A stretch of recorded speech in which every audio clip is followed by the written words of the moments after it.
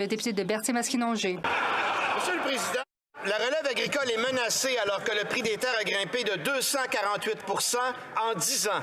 Cette Chambre avait pourtant adopté des mesures pour faciliter le transfert d'une ferme entre membres d'une même famille avec la loi C-208.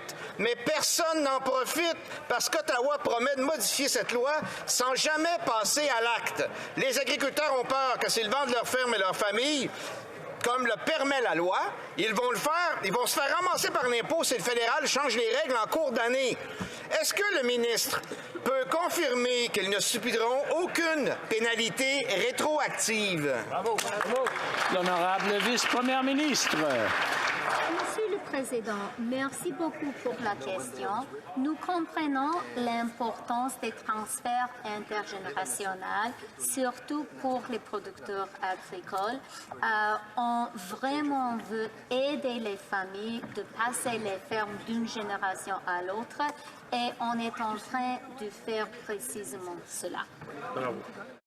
Député de Berthier-Masquinongé. Il faut clarifier, Monsieur le Président. Dans l'article de la presse, on mentionne que les agriculteurs ne sont plus capables d'être propriétaires de leurs terres agricoles et qu'on retourne à l'époque des seigneuries. C'est difficile d'aller plus loin comme recul.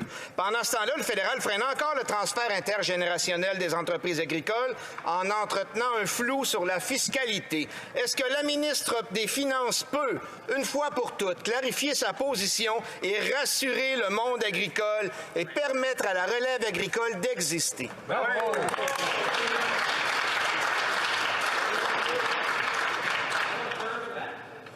Oh, l'honorable secrétaire parlementaire.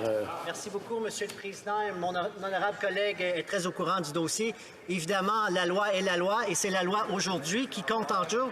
Le restant du Canada et partout à travers le Canada applique la loi fiscale qui est à ce jour. Et c'est certain que c'est une préoccupation pour notre gouvernement. Le transfert des terres agricoles est important et c'est important pour la relève agricole partout au Québec et au Canada. Merci beaucoup. L'honorable député de